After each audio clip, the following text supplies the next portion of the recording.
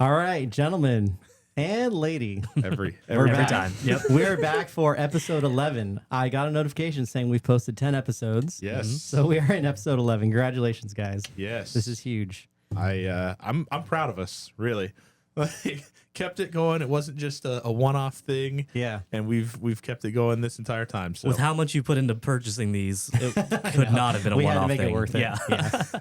we got to get our money's worth. that's right. Yeah, exactly. Well, yeah. What have you guys been up to? Nick, what's been going on the last couple weeks? Just work. I mean, I feel like I am just burning the candle at both ends here, between family life and new job, which you always think that it'll slow down eventually. And as of yet, that has not happened. So I'm waiting for it. We'll see. What about you, Ben? I just visited, and I thought more people knew about this, but I visited Falling Water this past weekend, which was a bucket list item of mine. So, famous Frank Lloyd Wright house. Probably one of the most famous residences in the world. I learned this week, though, that it was supposed to be a weekend/summer home for this family, but they paid the most expensive and famous architect in the U.S. to build it for them. So that's crazy. But yeah, that's been my life lately. Michael, Nice. I know you have a big update, you said. Well, I have two big updates, actually. So update number one, first and foremost, we have the baby. Yeah. So that's big. But second big update is in our Lego episode, I talked about not being able to acquire my white whale set. I have since acquired it and put it together because it was a use set. Hey, there we go. Oh, let me. You actually put it together. That's There it important. is. Because you Yeah. said you weren't going to initially. If I was going to buy it new, I was going to leave it in box Okay. because of the value, but because it was a used set. Yeah. Now I did still get it in box, which is pretty cool for a used set. Normally the boxes are long gone. So yeah, I'm feeling pretty excited about it. But Nice. the baby is number one update. So yep. I also saw that the Doc Ock set that you were talking about came out. Yes. The train and Yep. I got that one as well for my birthday. So Guys, There you those go. Batman sets. I'm not even a Lego person, as you guys know, but I really want the Yeah, Lego dude. Batman set. That Yep. that emblem Mhm. looks so good. yeah. All right, Nick, why don't you take away the intro? It's broken. There it is. Oh my god. Hello and welcome to Fandom of Fandoms, the show where every single episode we are diving into the worlds that fans love most. And tonight we are taking a look at Gilmore Girls with our guest, Lyndsey. Thank you so much for being here tonight. Thanks Hey. for having me, guys. It's exciting to be here. Yeah. I never thought that three guys would ask me to sit down and talk about Gilmore Girls, so here we are. Yeah. we're awesome. excited. I'm really excited. I am too, honestly. I've been looking forward to this. Yeah. Well, we like to kind of start with, an overview of the fandom and of the content we're talking about. So, Lyndsey, why don't you take it away? Give us an overview and kind of an origins of Gilmore Girls. So Gilmore Girls came out in 2001. At the time, I was 10 years old, so I totally should have been watching the show. It was definitely made for a 10-year-old. No, not at all. But something spoke to me about these fast-talking, weird, goofy, movie-loving people, and I was in on it, and it was just really fun. And it ran till 2007. Written by Amy Sherman Palladino. She also wrote Marvelous Mrs. Maisel, which won a whole bunch of awards the last few years and stuff. So she's pretty good. The overview of the show is it's kind of like a dramedy. I think people think it's a lot like, it gets lumped in because it had a lot of the similar actors of like the OC and like those kinds of shows. Yeah. It is not that show. No. One Tree Hill, Smallville, It was Supernatural. on the same station. So like was on the WB back in the day, I think is what it's called. Would be the CW now.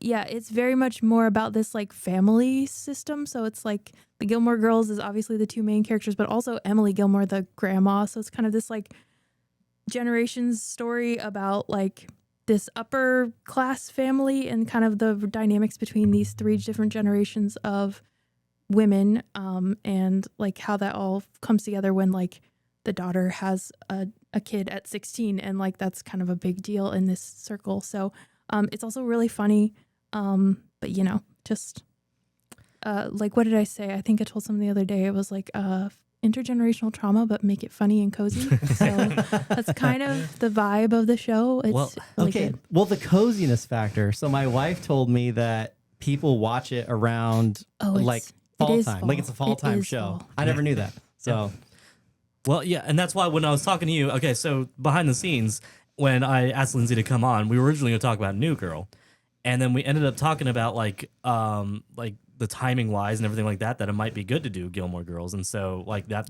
complete news to me. 25th anniversary, I think this month, either like this month or like late last month, but basically there's a whole bunch of stuff out now, and there's going to be a documentary, but I don't think it's actually released yet. I was looking it up the other day, and they're showing all these trailers for it, but it's not actually out yet, and you can't watch it anywhere, and they don't know when or where. It's like on Kickstarter or something, and I'm so confused by all of it, but there's like all these trailers trying to make it happen.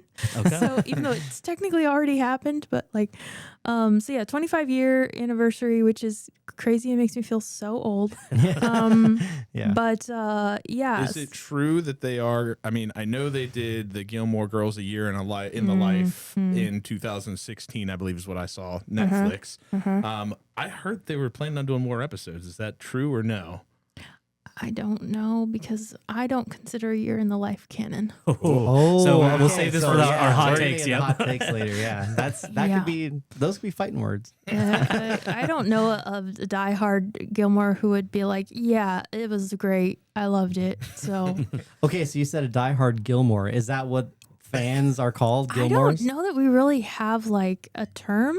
We're just kind of fans. We were like, I was like binge watching this show before like that was a thing. Like I would get the DVD box sets for Christmas and birthdays and just like on repeat. Yep. It's such a like goofy quotable show that like marathons were just like a thing, and it had such a strong following even back then. There just wasn't a place to talk about it before, and so I think that's why it's had like a resurgence, because it has that like rewatchability and like you can get invested in the characters.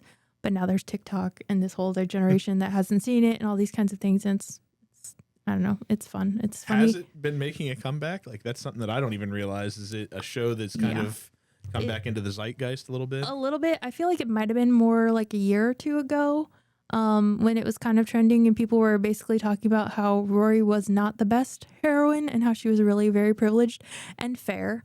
But like it also, you know, I think is a story that shows like, you know, no matter what you've got, like everyone struggles. But like, yeah, there's definitely like more Gen Z and Gen Alpha, like kind of finding it and like their views and interpretations on the characters. And they have a lot of hot takes for those of us who have been fans of it like for a long time. And it's kind of funny to hear those, but they're not entirely wrong. Yeah, well, it's funny. Like, so back in 2000 when the show came out, you didn't have online forums necessarily. There might have been some. But yeah, like Facebook, Reddit, you know, I'm just TikTok, like all the places that people just put all their opinions constantly. Like you probably weren't getting that much in the beginning. So like it makes sense. And nowadays, like, okay, there's actually a place to talk about it and whatnot. So yeah, that's interesting. Yeah. Well, we usually start off too, like talking about our background with the fandom. So Michael, I know that we talked about last time that you were interested in this sort of show, but talk to us a little bit about like what's your background with Gilmore Girls? Yeah, my background is absolutely zero, so no background at all. Lyndsey sent us a list of episodes to watch before this episode, and so I watched those, and that was enjoyable. I feel like I have some strong opinions on the characters just from those 3 episodes, honestly, which I will share. So, but yeah, other than that, like, well, I mentioned these earlier, but I think of Gilmore Girls in the same vein as those early 2000 WB shows. Like I said, One Tree Hill, you know, OC, Smallville, Supernatural, like those are all kind of lumped together in my mind. So I actually have kind of a nostalgia for like that style, but zero background at all. So what about you, Nick? My sister was big into Gilmore Girls, and so when the TV was taken over by her, you know, the family TV, that was what I would end up watching. So I've seen more episodes of Gilmore Girls than I care to admit. My wife loves it a lot too, and is kind of salty that she's not here doing this episode too. Oh, really? We could have had her. 2 guests, need an extra microphone. Yeah. Well, again, maybe we just need to have a girls episode where we step back and that's a good idea. Let some of those people take over. What would Michael say at the beginning there? I mean, I'd be just okay, ladies, I guess. That'd be the yeah. Ben, what about you? That was bad. Sorry, that's not a good joke. Anyways, I feel like I've seen random episodes like every once in a while if I was hanging out with someone that was on, but that would be about it. So I'm also relatively new to the fandom and the experience, but Yeah, I think I texted Lyndsey. Like, she asked for my opinion after watching a couple episodes, and I was like, you know what? I could see myself if I didn't have 30 other things like on my list of things to watch. And that's Nice. not to say anything against this, just like, you know, with all the media out there to consume, like, I think I could see myself watching more of this and going start to finish. But, you know, timing, maybe we'll see, but not for now. One day. One day. I did Add give it you to the guys list. homework. Yeah. I did. I'm sorry about that, but No, I'm no. also No, it was great, impressed honestly. that you guys did it. None so. of our guests have, Yeah. I don't think, have given us homework. Well, we haven't really got, this is like one of the first things we've covered that like none of the three of us are like Yeah. Yeah, that's fans true. of. Yeah, we you don't know anything like, about. Yeah, that's true. So we were happy to have you on for that reason, if nothing else, for sure. So yeah, after we talk about that, we like to jump in a little bit. Like, so you talked a little bit about like discovering it when you were like 10, but what made it you drawn to it? Like, you mentioned a little bit about like, you know, these fast talking women who like to talk about movies and stuff like that. Is that what like you feel like grabbed you and pulled you in? I think they were funny. Okay. They were funny and they were smart and they were pretty. And I'd not really seen those three. It sounds terrible, but this was 2000, guys. No. And I Yeah. hadn't really seen that all together. Like, it was usually like you were the funny friend, or you were like the pretty girlfriend, or you were the nerdy girl, but like you weren't usually like able to be all of three of those things. And I feel like I've always like cracked a lot of dumb jokes, and I was always like really good at school, and that was like a characteristic, you know, adults kind of, oh, you're smart, like, and that kind of thing. And like I felt like I wasn't like, it was okay to be like girly and into like clothes and stuff and be those things. Like, I thought that was interesting. I don't know if I consciously thought all those things because I was 10, but like Right. you know what I mean? Like, I think there was just like something I was like, okay. And like they were also brunette and I was brunette. There weren't like a lot of like, back in the day, blonde was kind of the thing, like Right. even with princesses and all that kind of stuff. So like I was like, all right, these feel like people maybe I can look up to, and not necessarily in all the ways, but like feel familiar with. And I think now that I look back at it, I think there's also a lot of things like subliminally that I related to, like this like high expectations of the parents system kind of thing. Like that was very much, you know, my family had really high expectations for how we would do in school and like how we would turn out and like how we would behave and all those kinds of things. So I think I related to some of that kind of dynamic a little bit, but not quite as intense as the Gilmores, like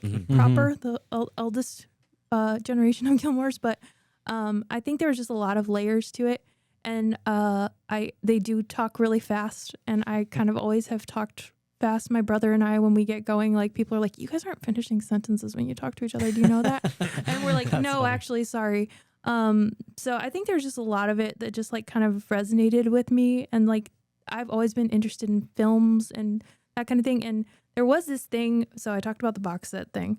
They make a lot of pop culture references in this, both like current to the time and like back through all of time. And they're in the box sets were these little things that were like, looked like little composition notebooks. Okay. And it said Gilmoreisms on the front. Okay. And inside were like all of the references from the entire season, and they That's explained cool. where they came from. This was before I could Google all of the Right. things Yeah, or knew exactly. how That's to. amazing. And so there's like one episode where Lorelai says, I'll think about that tomorrow, Atera. And I was like, she said it so goofy. And I was like, what is she talking about? I look it up in the thing. It says Gone with the Wind. And I'm like, what is this movie? And so like I watched a 4-hour movie to understand a gosh. Gilmore Girls reference. I'm not even kidding. Yeah, But I that's- did watch a lot of like classic movies because I was like curious about what these women were talking about. And I think that started a little bit of the movie fanatic psychosis kind of thing. So Nice. Yeah. Well, here's There are here's so this- many. yeah, I was gonna say. Well, here's a good chance to plug. Like, Lyndsey has a podcast of her own where you get to like dive deep into movies and other like True. Yes. True, we media. do. What is Tell us the name of your podcast? My podcast is called Epilogues and Epiphanies, and it's kind of runs the full gambit of like, yes, we will talk about all the silly, weird things that happen on the movie, sometimes behind the scenes. But the main thing I like to do on that show is, what did we learn or what do we think we're trying to say by like this movie or the characters? Like, so what can we learn from the characters, or like, what are we saying culturally that we like made this movie? Like, you know, that kind of thing. So I like to see what media can teach us about being good humans. That's kind of the premise, is like, what can we learn from movie and TV shows about how to be better humans, because we don't have to make all of the mistakes to like learn from that. And I feel like if people can learn how to like learn from what they watch, then I think maybe we'll all be more empathetic people, and that's kind of the deal. So if that sounds like your thing, check me out. But you know, Awesome. Yeah, Heck thanks yeah. for sharing it. Yeah. And it's a great show. I definitely highly recommend it. Yeah, like so. Okay, thanks for sharing a little bit about your background with the show too. But is this a show that you still feel like you come back to consistently? I feel I knew the answer, but like, yeah. For our listeners. Yeah, for sure.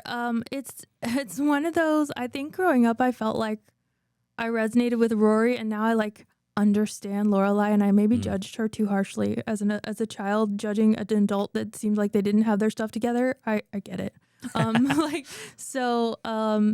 I'm like older than the age that she is at the start of the show. oof. Dang. That hurts. Wow. That hurts. And she hard. had how old was Lorelai when she had So Rory? Like 16 or Lorelai something? had Rory when she was 16. So Yeah. the show starts when she was 32. So I'm old. Gosh. But It's the same thing that I think we've talked about this before, like how you will resonate with one character yeah, at one age, and now it's a different character for Yeah. sure. Because I can remember I did not care for Lorelai like when I was watching it with my sister when I was Yeah. a teenager. I thought she was annoying, and now like when I go in and watch the homework episodes, Rory was totally annoying, man. Like, yeah. Well- Nothing had happened to her yet, though. So she was Yeah.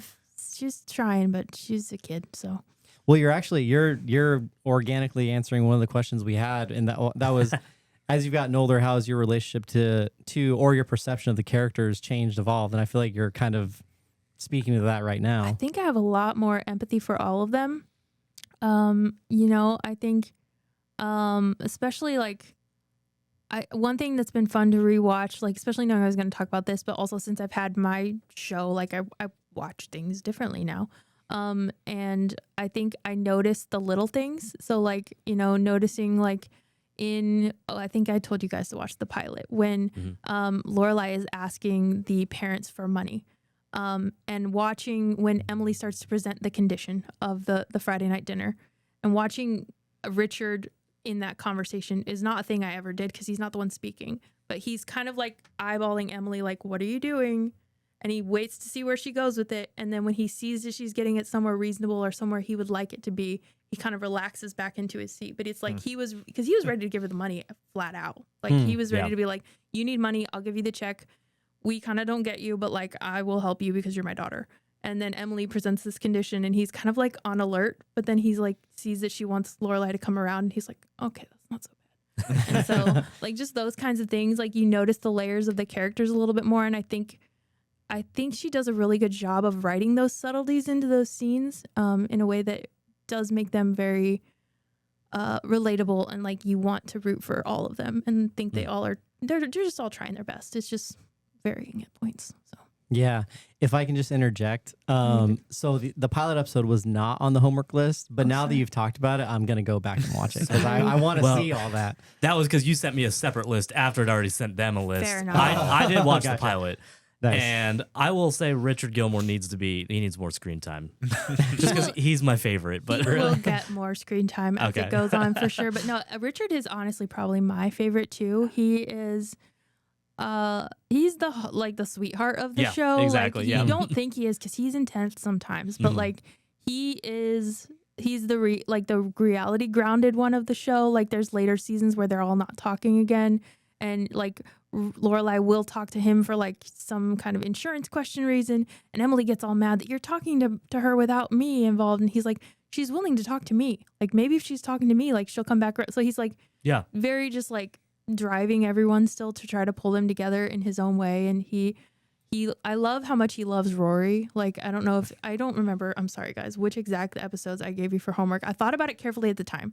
I don't remember what I gave you now.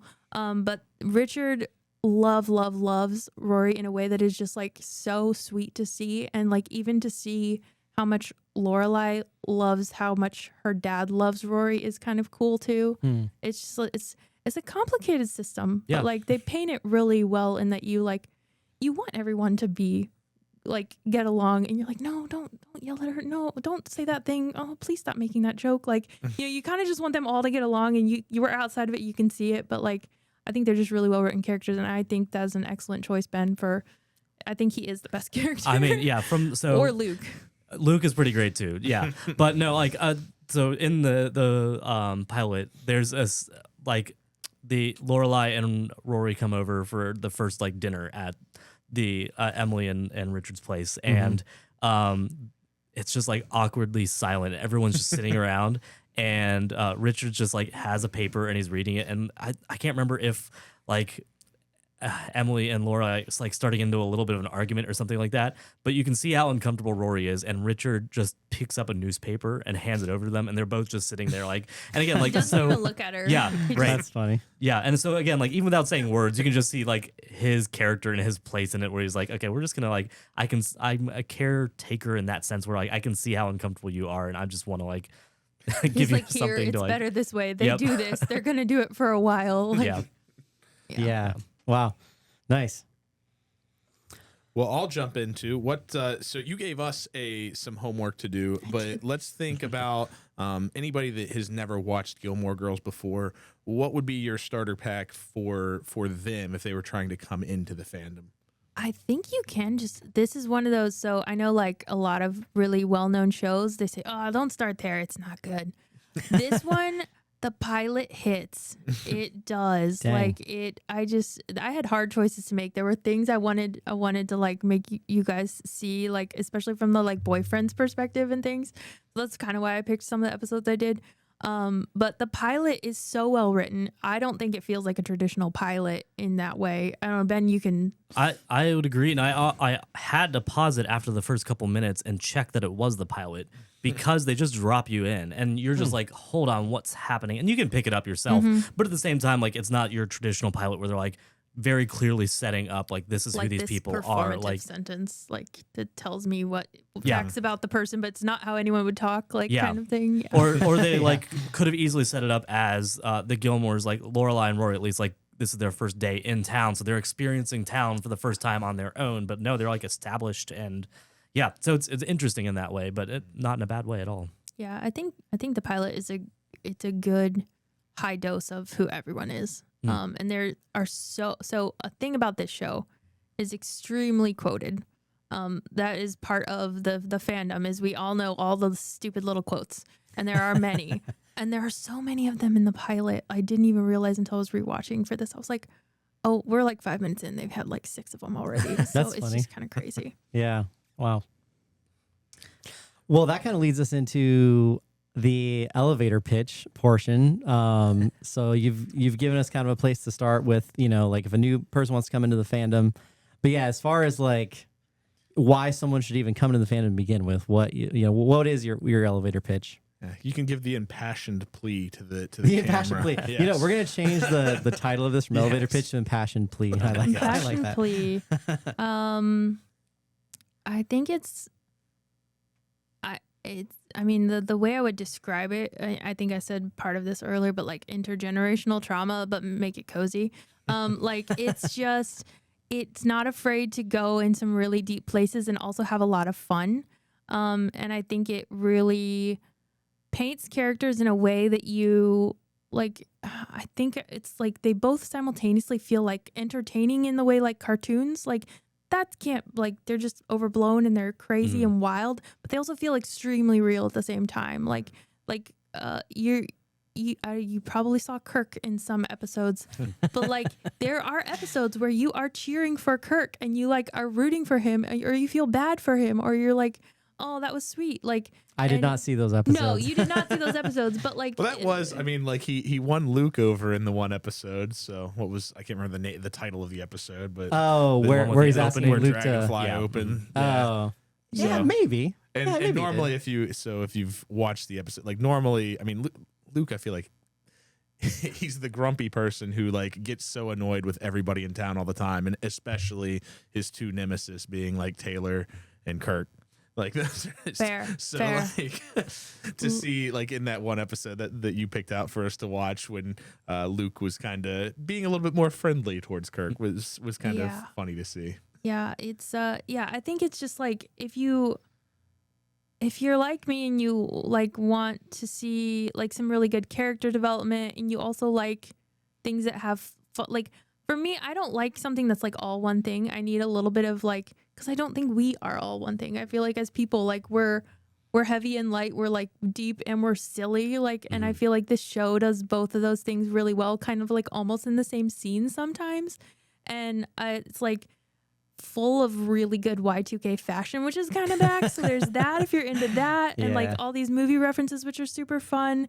And like, I just think it's really, I don't know, because of the family dynamics, there's so many angles that I don't know anyone who can't relate to some level of it because of like parents and expectations. And like, you can relate to like, there's kind of two sets of parents you can like relate to. Like, I'm Rory and I have this like super casual, chill, fun mom, or I'm Lorelai and I have this really intense, strict mom. And like, there's pros and cons with both of those. And like, I think that's what it does well, is like, it's kind of got the full spectrum and it's not afraid to show you, like, it's not like Rory's relationship with her mom is never flawed, because it's not like, and then Lorelai got it all right. Like, you know, it's like, it shows you that there's like a little bit of both. And I think it's just like a really well written show. That's, I just think it's really fun, but also really meaningful in a way that I like that it does both. So that's my impassioned plea, and I'm sorry I took so long. No, you're good. Yeah. Honestly, that I'm was very impassioned. Again, impassioned. yeah, There we go. that was amazing. Well, you mentioned kind of the silliness.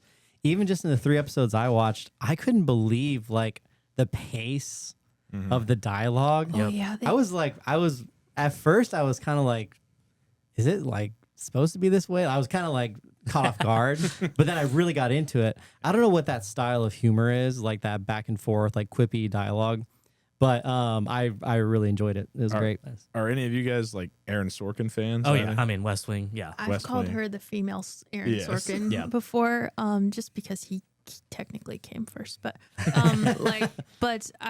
they actually had dialogue coaches on staff, so they would like rehearse.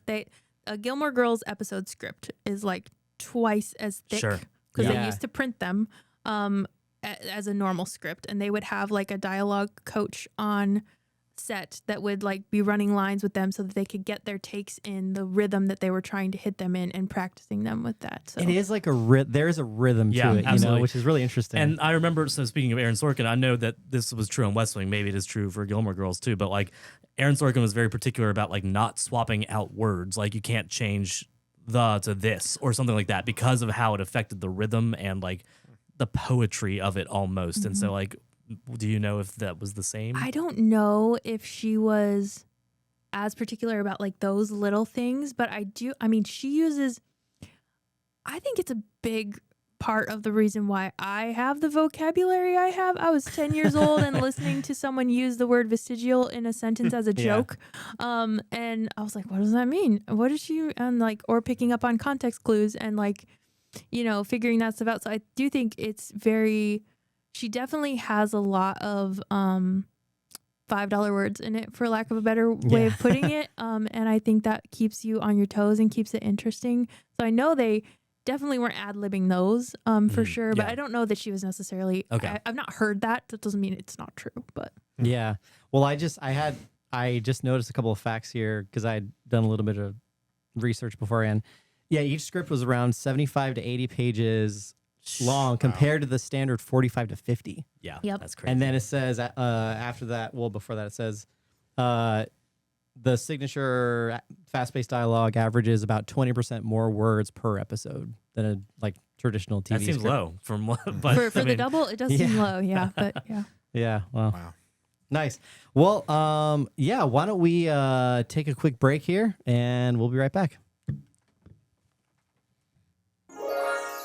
All right, we are back from our break. that was your opportunity to use some of our Gilmore Girls. Hang on, you gotta sound hit the bites. laws. All right. Oh yeah, the laws. That makes You sense. definitely gotta hit the laws. Yep. I'm feeling this. Okay. But Nice. that's the laws.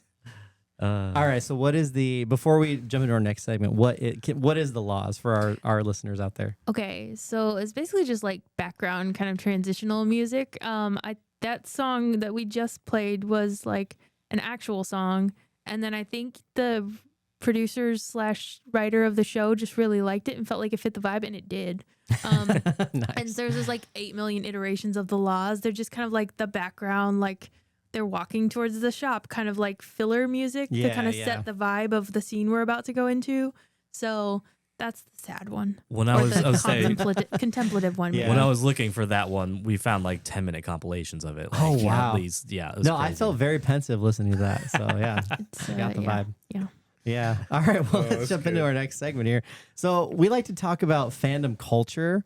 So first thing with fandom culture, is there any content outside of the main show or even the main continuity of the show that you enjoy? So that could be like YouTubers, TikTokers, maybe video essays you've heard, anything like that. Video games? Are there video games? Oh Gilmore my gosh, Girls or that would be Gilmore hilarious. Girls. Sims, video like a games. Sims That video, would be video game version? interesting.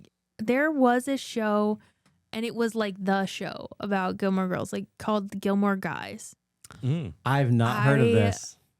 Hated it. Oh. I'm sorry, guys, if you ever somehow like, I don't even know if they're podcasting anymore, but like, I didn't like it except for one episode with their guest star. What their guest host was Jason Mantzoukas, Okay. because he's Yeah. a very big Gilmore Girls fan. Really? It's that episode is worth listening to, but none of the rest I mean, of them. Jason I feel like Mantzoukas is just insane in general. So he, Who is that? I want him to be my best friend.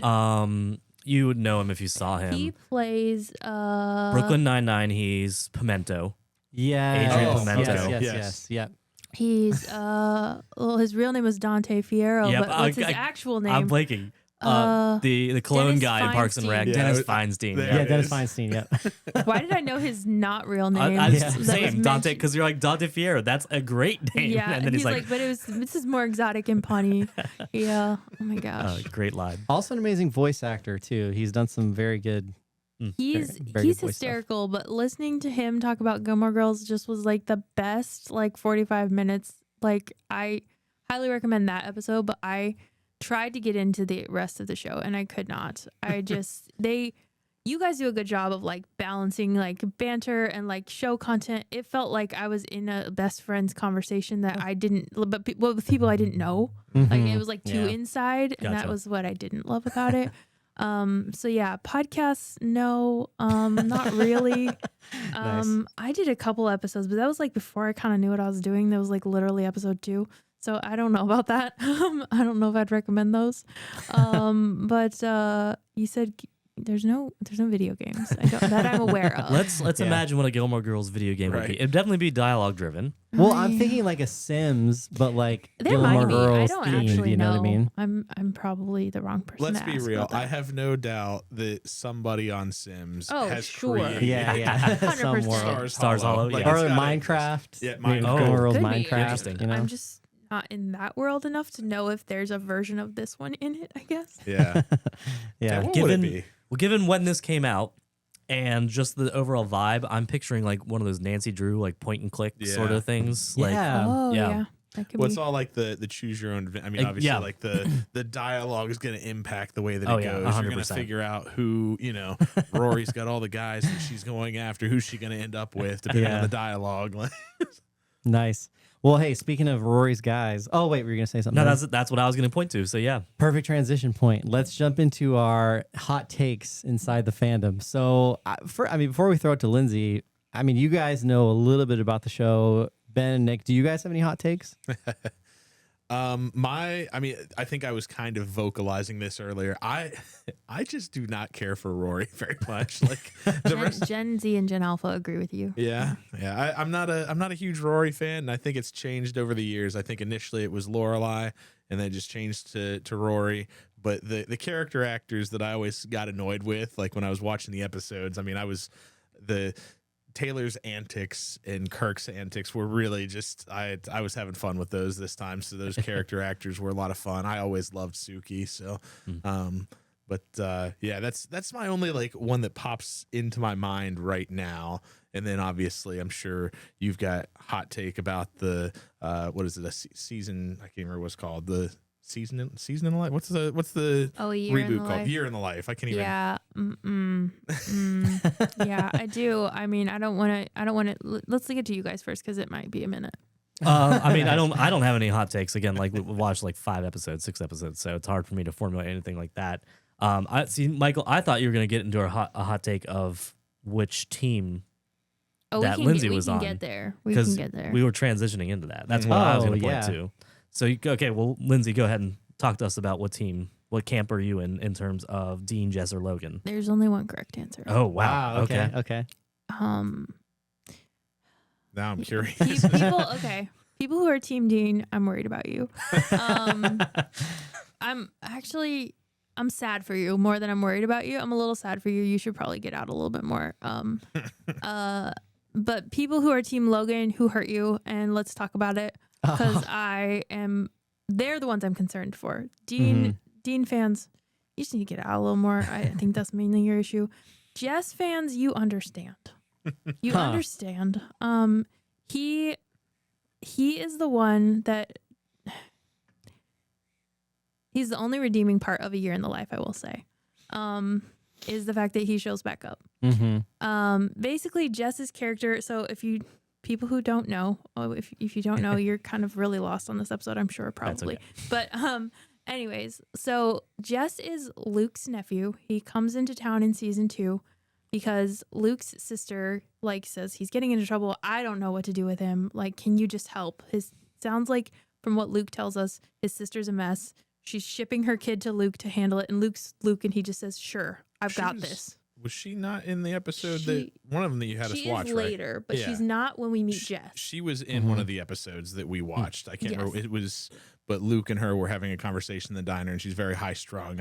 But she was in one. I can't remember which one it was. She was in one of the episodes. She's well cast later on, and she's a fun character. But she is definitely, for Luke's steady groundedness, he had to be that for his whole family, and she is not that. And so he's trying to help take care of this nephew, and he's like, okay, Lorelai's like, wait, what? Why are you bringing all this stuff? And she's concerned about him just agreeing to take care of a kid because she's done it. And he's like, I don't know, he just needs to get away from my crazy sister. And so then Lorelai's involved, and Luke asks her for help, and they meet at Lorelai's house. Jess and Rory meet, and Jess is bad boy brooding, kind of too cool for school kind of guy. And he's like, let's jump out the window. And she's like, why would we do that? My mom and her friends are over there. They're actually nice. Don't be weird. And he's like, okay. And then Rory's big reader, Jess is a big reader. There's just this, we get each other kind of thing, even though he's troubled. I was gonna say, I feel like Jess kind of sucks at first. He does kind of suck. Yeah, I despised him. It's only in later seasons that he's good. He sucks, but it's you can see that he has potential. He sucks because no one's really cared about him before. Okay. I was gonna say, you gave us a later episode with him, the season 6 one. Yeah. Yes. Yeah. So that's where Logan turns into Jess. Logan is the new Jess. Kind of. Logan is always Logan. And yeah. So basically, he sees how special Rory is kind of right out the gate, and that's kind of cool about him. They date her senior year of high school, and then he disappears without saying anything because he finds out he meets his real dad, all this kind of stuff. And basically the guy, he's 18, and he just kind of behaves like an 18-year-old would in a crazy situation. Not well. And fair. He doesn't say goodbye to her, and then he shows up a year later, and he's like, I love you. And she's like, what? Get out of my face. And then eventually he kind of starts to get himself sorted out. He gets a job that he likes. He's working at this little publisher, and he's grounded. And he comes back because he published a book, and he just wants it. He wrote it and dedicated it to her, and he wants to share it with her. And he sees she's living with her grandma, and he's just like, something's off. And so and she had left school. Yes. Yeah. Rory's off path for who Rory really is. And Jess is the only one that has the guts to literally yell in her face, what are you doing, woman? Literally calling her out. And because everyone else, I feel was no, calm down. We can talk about this. And they were kind of tiptoeing around everything. And he was like, why? What? And he's the only one that has the guts to call her out. And that's kind of the start of her course correction to get back on track for what she wanted to do with her life. And I think that's why Jess is the best. He kind of saved her life. Okay. Interesting. Well, so like, has your opinion ever changed? Like when you were younger watching this, did you feel the same about Jess? So the episode I did about the pilot episode on my show, like 3 years ago, with my dear friend Bethany from college, who I think you all know. She and I were talking about the pilot, and we were talking about Dean, and she says, "Oh, but we loved Dean back in the day, didn't we?" I said, "Bethany, we were 9." Like, and so it's just, yeah. When I was little, like he was just entirely devoted to her, and like that seemed cool, but I didn't know anything.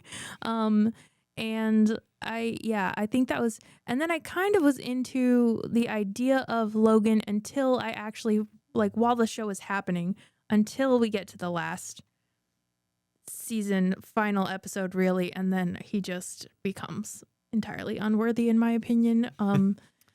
But see, yeah. I thought he became unworthy in the episode you were just talking about when Jess comes back, because he was just total. He kind of comes around. Okay, after that, yeah. So he does some harder pivoting about himself, but but then he ruins it all at the end. But Gotcha. Well, Nick, it's time for your favorite segment. Yes. I think. Yes, at least you come up with it, so I think you enjoy it. I do. Was some would you rather's for Lyndsey. All right. Would you rather have Luke make you coffee every morning or have Suki cook you dinner every night? dang. feel like if Suki cooked me dinner every night, I would like die. It would be delightful, but I don't think I could do that every night. So probably Luke make me coffee just so I don't die a very young death.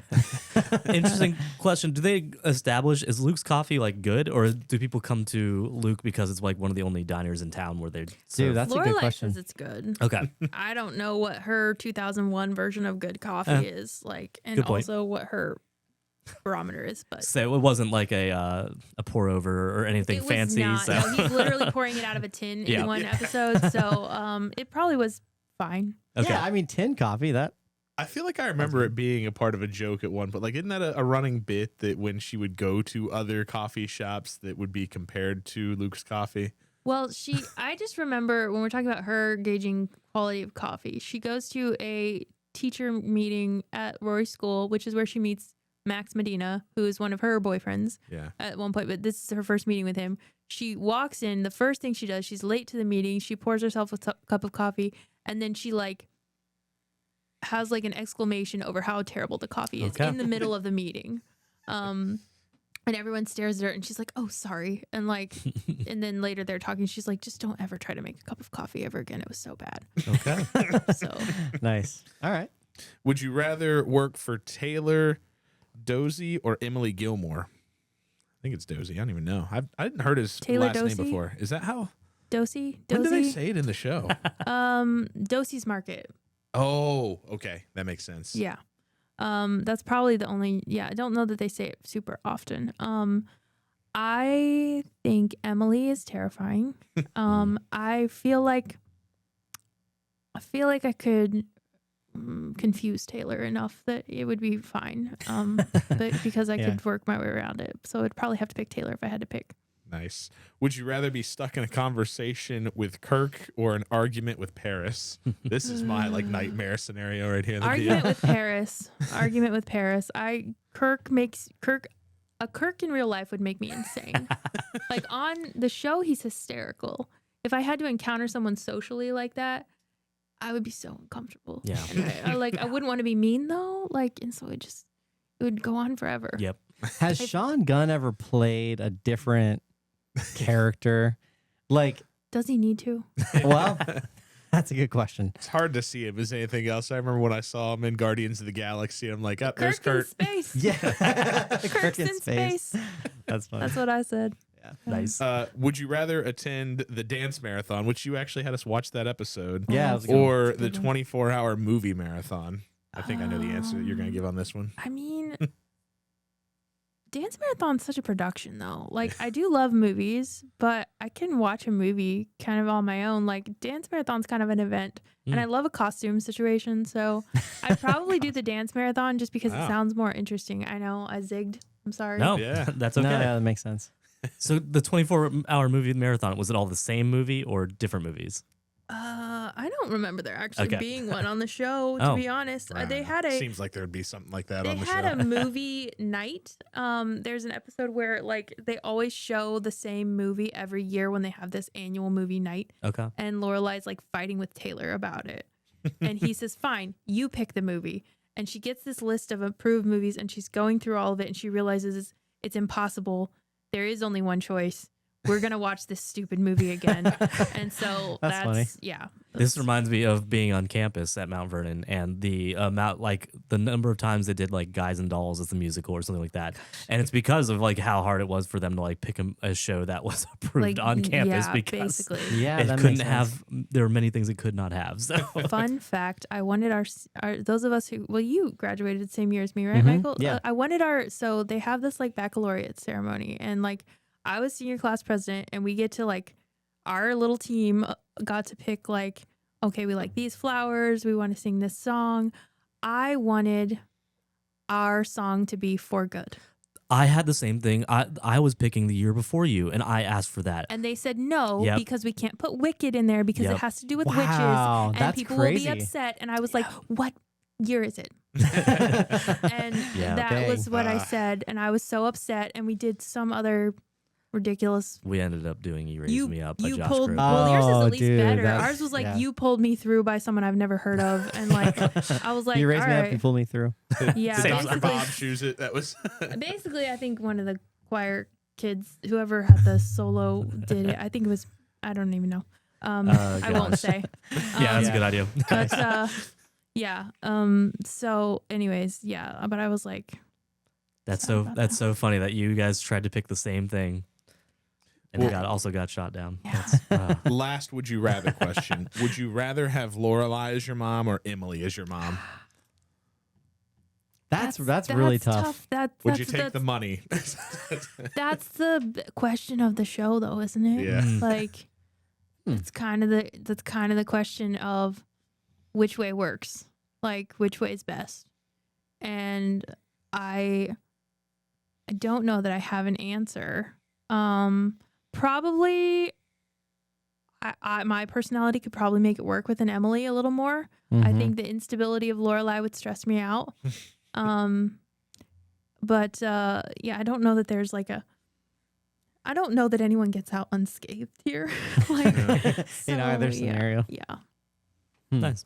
Well, that brings us into our actual like discussion questions. I'm going to start us off with the question of, talk to us about your shirt. Babette ate oatmeal. I'm assuming it goes along with the show. It does. Uh-huh. Yeah, it's a deep cut. Okay. So there is an episode, back to Kirk, where he reads something about someone online who in another small town was selling T-shirts with topical headlines of things that happened around town.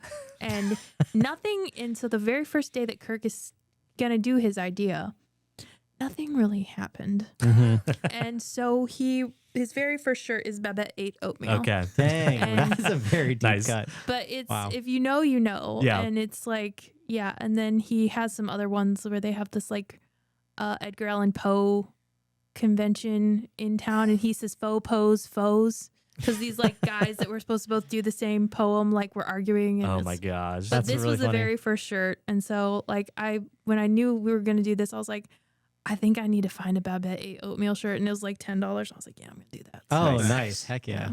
Sweet. Love that. Well, Nick, do you want we can just go out around the circle Yeah, like sure, we normally let's do do and it. ask a question? If you could rewrite one storyline or relationship arc, what would you change? First, That would it is be a so Rory storyline or a Lorelai storyline or somebody else's? Or a do you Kirk I storyline? think I would give us the gratification of Rory getting together with Jess. Okay. Ah, But like I think I would let us be happy. But the rest of it, I think I said maybe this was off recording, I don't know, but I would definitely just delete a year in the life because it Mhm. was, I don't know. There's backstory to this. So this is behind the curtain a little bit nerdy for sure. That's okay. That's what we're here for. yeah, so I I know. think Look who you're it's talking like- to. It's like, I think it's like season 4 or 5. So it's a lot of writing. It's a lot of work. We've established how much longer the scripts were, all those kinds of things. Amy Sherman Palladino asks for more writing staff because the show is picking up steam. Like this is back in the day when there were a lot of episodes in a season, and she's like burning out, and she's asking for more writing staff, and they said, "Nope, you need to keep doing it. Nope, you need," and she left her own show. Wow. Then they did what they would have had to do, what she was asking them to do, was hire all the writers to replace her. Yep. Dang. And so the show ends not the way she wanted it to end from the start. So she never came back? Not for the original series. Well, Oh. she did, I was gonna say she did a year in the life, She isn't wrote, yes. However, it's a decade later. she? Yeah. The characters are that age. That much time has passed. We're not writing it as if we just picked up like in the same time period. Right. And she wrote the ending she would have written for the original series in a year in a life, basically undoing all of the character development that happened in the last 2 seasons of the show. Like, and some of it was bad. Like suddenly Luke was an idiot. And Emily and Lorelai don't know how to get along. And Lorelai was being like really childlike again around her parents and just like acting like a brat when she'd kind of learned to like find some rhythm with them by the end of the show. They weren't perfect, but like they had grown into things a little bit. And she trolled us all and she like basically got the Netflix funding to throw a really expensive creative fit that did not make sense 10 years later and was upsetting. The ending is just like, ugh. Like, I it is a huge pet peeve of mine when character arcs are undone. yeah. Can I give you guys a recent example that is totally off topic? Is it Star Wars? It is not, well, okay. Well, no, I'm gonna ignore that. That would take us down too big of a rabbit hole. WandaVision and the new most recent Doctor Strange movie. Garbage. Yeah. Yeah, Multiverse of Madness. Wanda's character arc completely undone. 100% agree. Completely. So, so what you're saying right now, I'm feeling the pain of that. No, it's 100% like that. I didn't even finish that movie, Michael, because we started off and that was immediately, I was like, what just happened? We just undid that whole amazing show we just watched. Like, why would you do that? Yeah. And I'm not interested. This guy gets too down the rabbit hole. It was all fake, though. That was the whole entire point. That was why she ended up the way that she was in Multiverse of Madness. Okay, so this is the last thing I'm going to say, and then I'm going to ask a new question. The context of the show, you're correct. It is fake. She created it with her mind, with the cast magic. But her development as a character was completely real. Her emotional, her emotional development. She got to. Yeah, exactly. Well, but couldn't discovering that it was fake erase all that? Hypothetically? Yeah, no. Okay. There's enough of the show where she was like aware of it at the end, where it was established that Wanda has learned from what she did. Okay. Yes, So agreed. We're on the same page here, Michael. I'm with you. And I don't know. I think, I mean, it made sense to me. I guess I need to go back and rewatch was it a this good movie, series. though? Okay, there we go. There haven't been a lot of hits with Marvel lately. Well, to be That's a fair. different question that's fair. entirely. All right, Michael, get us back into Gilmore Girls. We got to get back. All right. Let's see. If you could spend an entire day with any character, who would it be and why? And what would you do? This is a really tough question. I would either. It would probably be. They're also really strange. I think maybe I'd pick Luke, and he could like help me fix things on my house / teach me how to fix them. That feels like the thing I would probably enjoy the most, because everybody else I'm like a whole day. Maybe an afternoon. I don't know. A whole day's a lot. Yeah. I Nice. can see that for sure. Okay, well, speaking of just Stars Hollow in general, like, if you could add a shop or something to the town, which, idyllic little town with just like very quaint things, is it what do you feel like it's missing? It's a town like that, like I don't know. Oh yeah, I don't live in Mount Vernon or anything. Yeah. It's Nice. yeah. So I was thinking about this question because you did send me this ahead of time, and I don't totally know. And the only thing I can think of is based on my recent hobby. They need a card shop. Okay, card game store. They need Yeah. a hobby shop. So Yeah. Great. I will say Kirk would own it. many hobby shops do have Lego sets in them, so I'm in for the hobby shop. Yeah, where would you get your Lego in Stars Hollow? Right. Well, there we yeah, go. exactly. Kirk's Yeah, that's what I'm hobbies saying. and things. Yeah. Amazing. Love it. Nice. So you hit on this sort of, but what character do you think experienced the most growth in the series? They all do a lot, really. I mean, I think it's easy to say Rory because she starts as like a teenager and she's kind of an adult, but I don't actually know that that's true. I think Lorelai has the biggest like brain transformation in terms of like there's even an episode when she realizes like, do I actually like or dislike the things I like, or was I just trying to be a contrarian with my mom? Like there's a whole episode about that. And so I think it's Lorelai because I think she kind of grows, but I would say it's a tie between Lorelai and Emily because there's a lot of moving towards that happens from both of them. I think by the end of the show that definitely isn't there in season 1 for sure. Good answer. Yeah, that makes sense. Honestly, the rest of my questions I had, we kind of already answered. Like, so my next one was gonna be, what's your dream job? But I feel like the hobbies and things shop would be kind of. That's your dream job? Well, in Stars Hollow. In Stars Hollow. In Stars Hollow. Yeah. I would probably. I might run the inn. Okay. Or work at Luke's or something. Like I'd probably be like, yeah, I'd probably run the inn like Lorelai does. That sounds the most interesting. Mm-hmm. You get to meet all people from out of town. Yeah. Okay. Well, to get a little deep, do you feel like watching this show as young as you did set up any unrealistic expectations in terms of like your relationship with your mother, your relationship with boys, anything like that? I think if anything, it did the opposite. Okay. It kind of taught me things are messy and complicated, and that doesn't mean that they're bad. Okay.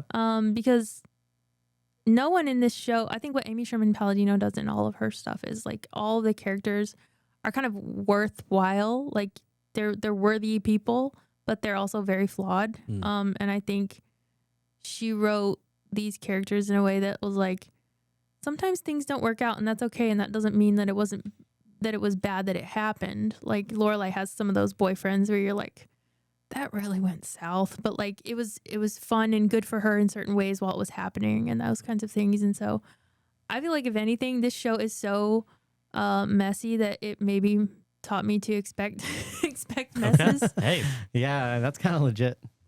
nice. So I guess I didn't write this question down, but I was just thinking about this because I didn't realize that Amy Sherman Palladino left her own show, and it sounds like you have high opinions of the seasons that came after she left. So do you feel like the writing was still as good? It was no. But like I guess my thing is more I wish I was excited that she was writing the new show because she's a really good writer, obviously.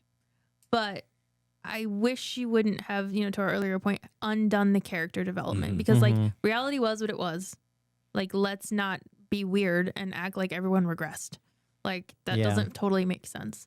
So I don't think there's like one story arc that's just like, why did we have to do that? That was painful and terrible. See, and can I be real here? Like I feel like TV shows are like that because all TV shows have like a cycle to them in a sense. Like eventually you come back around to where things were kind of at the beginning in some level. Like I'm thinking about some of my favorite sitcoms definitely do that. I mean, How I Met Your Mother was like that. Scrubs was like that. There's so many like sitcoms where it comes back around and things that were true at the beginning are true once again at the end. Do you feel like though, so Parks and Rec, think about season 1, Leslie Knope. Mm-hmm. Painful. Yeah. Awkward, not self-confident, lonely, kind of sad. That's not true at the end. I won't say all shows. How about that? No, but I will say I'm there just is saying, like I think the richness a type. I will say I hear what you're saying. Like there are some things that are true. Like I think those are like kind of truisms of the world. Like I think that the character development most of the time, like because these are written. Amy Sherman Palladino writes characters in a way that I feel like is a little more complex and closer to like feeling like real people. And it would be weird if like for a decade, I mean, I haven't seen two of you in like a decade. If you all went through everything you went through, but then tonight we met and you were exactly who you were 10 years, like that'd be weird. We'd be like, what? Ben be like, what is going on? What happened? Like, why are you acting like a 22-year-old crazy person? Like, I don't know. Like that would be weird. And I think that's what felt weird about it. So like there just were I think the part that I'm like the most kind of resonates in that way for me is the fact, like probably the part, I mean, we haven't talked about it all. It is a spoiler in some ways, but the fact that Rory's pregnant at the very end, and that's kind of like a I don't have the issue with that. Oh, that's not much. the issue. It's the stuff that comes before it's the that. Stuff before it. We could have gotten there, but the tone around Rory being pregnant, I'm like, she's in her 30s. Yeah, It's that's not true. really a situation, guys. Like, it's a different. She's an adult. Yeah, Like, that's true. But she's painting it in this way that it's like supposed to be this like same situation as like a 16-year-old finding out, and like the character development, like in all the just silliness and like illogicalness of the scenarios that they're bumping up against somehow 10 years later still is like why would Lorelai and Luke have not talked about whether or not they want to have kids for 10 years? That makes no sense. But that does sound like something that would happen in season 6. You know, like kind of to the point you were making earlier, like right. her These trying to all things would recreate fit. this. Yeah, as they were kind of in that timeline, but like it just she ran with what she wanted to tell 10 years later rather than coming up with a new interesting continuation because she wanted to tell the story she wanted to tell. And like, you know what? Since I have not seen the series, I'm gonna watch through season 5. I'm gonna. Skip. I'm gonna jump to you day in report life. back. You report back and let us I'll know. let you guys know how it went for me. No, I was just thinking, do you have any ill will towards Amy Sherman Palladino, or is it like, have you forgiven her at this point? No, No. not yet. Because here's the thing, guys. This is my favorite show since I was 10 years old. It finally got a revival when I was in my 20s in grad school, stressed out of my mind. I got up at 6 a.m. on Thanksgiving Day to watch it so that I could watch it before my family interrupted everything. Yeah. And I was so disappointed. Dang. See, I'm thinking about, so my favorite dramedy, it's more of a drama, from that era was Smallville. I think I've told you guys that, and we'll talk about that in our Superman episode. But I can imagine, and actually there was a very short reboot of Smallville in the Crisis on Infinite Earth episode that was in the CW crossover that came out a few years back. But they recast the original cast members from Smallville, and it's like a 10-minute, maybe even less than 10-minute segment. And I was so excited for that, and it was a big payoff. It was like really well done, like it was perfect. So I can imagine that was just a small taste. You were hyped for that. Yeah, I can imagine an entire like series or whatever reboot, not even reboot, but continuation. I can see how like you have that love as a kid and you're just like, oh my gosh, this is coming. And then you know, it's a crash and burn. Yeah, and they even did, so they were doing a lot of marketing for this reboot. Like they did this thing where there was like Luke's Diner Day at all these coffee shops across the country, and they like gave them signs and everyone wore flannel and like there were branded coffee sleeves. I got up, I had to go to work at 7:45, guys. I got up at like 5:30 so that I could go to the nearest coffee shop in Kansas City and get the little sleeve that I still have that has Luke's Diner on it. Nice. And drink my black coffee just from this stupid little branded cup. And then I went home and watched an episode of Gilmore Girls before I went to work. So, like, this was my level That's of hype dedication. and Yep. excitement about exactly. it. Like, and I was like, oh no. And Matt even had, I mean, he's seen it like so many times with me. And he was like, I think he tweeted, did Amy Sherman Palladino just troll her entire fan base? Like, Dang. what? I mean, I didn't have to argue him into that. We finished it and we were like, what just happened? Like, genuinely. I think it's so hard. Like, this is something that I don't think we've touched on the podcast, but I think expectation when it comes to those sorts of things is so, we have not talked about difficult. that. Yeah. It's 'cause- almost, it can be impossible to meet. Yeah. And actually, I think I like your attitude, Nick. You just love when something continues for the sake of it being, you know, going on. Yeah. Like, especially with the Star Wars, you know, like, you know, the most recent shows that are coming out. You're just excited that the fandom is continuing. Whereas I think some, like, well, I'll speak for myself. Everybody on some level, like, I mean, there's disappointments there, absolutely, but it is so like the expectation is always going to be difficult, and it's I feel like so many times it doesn't live up to what you want it to be in your mind.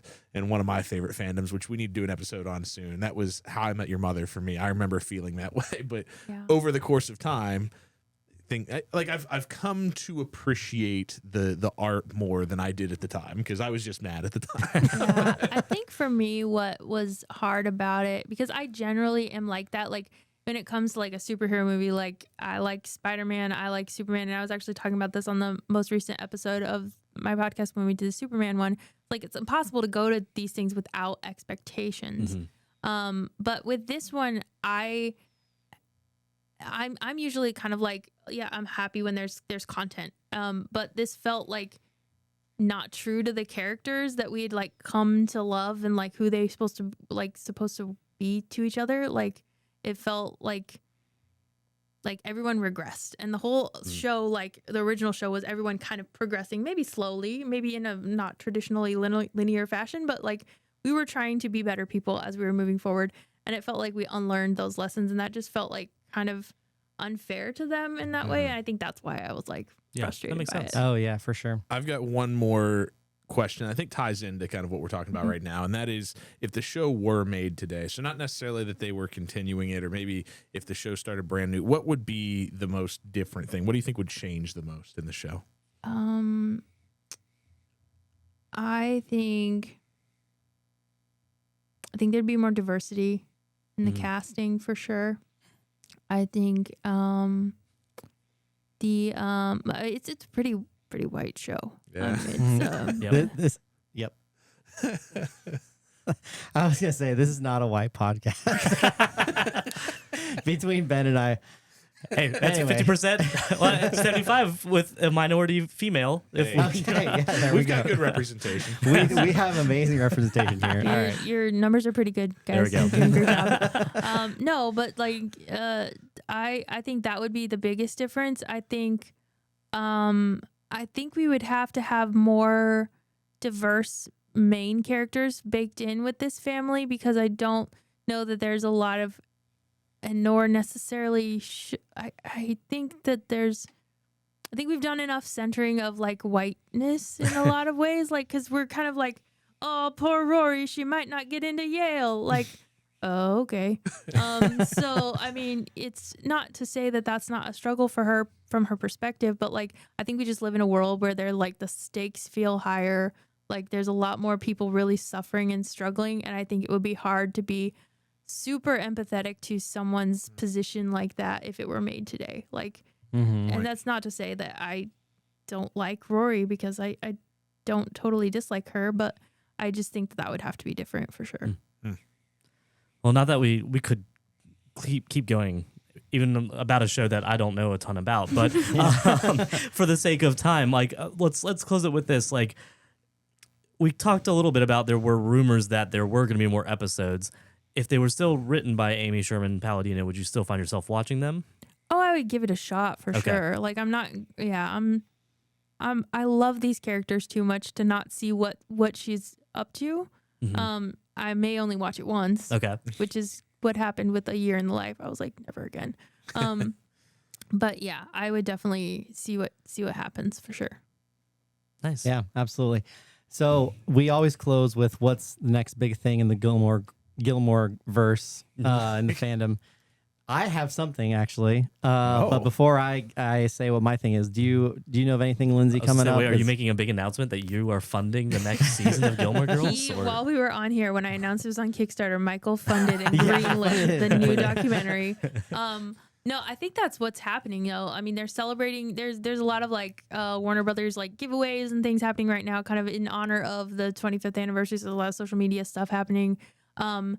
Lauren Graham got her Hollywood star fame, which is really cool. And she made a joke about the boyfriends there as well. She was like, "Listen, I know we're all Team Jess, but like Zucker's here, and he the guy who plays Jess was not. I can't think of his name right now. Milo Ventimiglia was not there. She's like, Milo, anyone? No. She's like, Padalecki? Sorry, today Logan wins. She's like, it's an ongoing tally, but today Logan wins. Oh, okay. So that was just kind of funny. But yeah, so that happened recently, the 25th anniversary, and then they are coming out with this sometime at some point on some platform, depending on who funds it and who wins, this Gilmore Girls documentary, which sounds like Lauren Graham is not involved in. I haven't really read up on it. I just saw some clickbait headlines and was like, I'll save that for later. Nice. But yeah, that's the best I am aware of that's happening. So officially. Very Michael? cool. Michael, what'd you find? All right. Stars Hollow is coming to Johnstown, Ohio. What? Hey. When? Join us November 15th for a cozy evening filled with crafts, coffee, dinner at the Dragonfly Inn, Guys. and a Gilmore Girls episode screening by the go. gazebo. Let's go. Tickets I'm not are- opposed. Tickets are limited and include all activities, Oh, no. plus a tote, a mug, and a matchbook to take home. Listen, Wow. I need It's a nice shot. November I like 15th. that. you need Yep. to send me that link, please. I have a screenshot from Facebook. I'll send it to you. Thank you. Appreciate it. How did you end up with it? Dana saw it on Okay, Facebook. Dana took a screenshot and sent it to me because she knew There we go. about the podcast. Yeah. Okay. Yeah. Love it. Awesome. Well, thank you so much, Lyndsey. Thanks for We having me, Yeah, guys. Lyndsey, thank you for being thoroughly here. enjoyed it, and again, Yeah. happy to talk about something that again, such little exposure for me, and it's been a blast. So Yeah.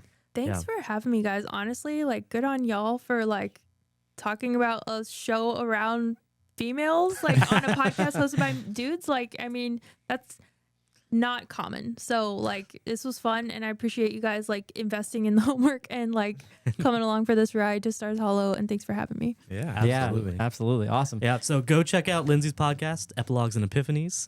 Also streaming pretty much everywhere. I know she'd super appreciate it, especially if you liked some of the deeper insights that she had here. So Nick, why don't you tell us what's coming up next? I am very excited because we are so close to the final season of Stranger Things. And in honor of that, we're going to be talking Stranger Things with I can't remember- Isaiah. Isaiah. Yeah.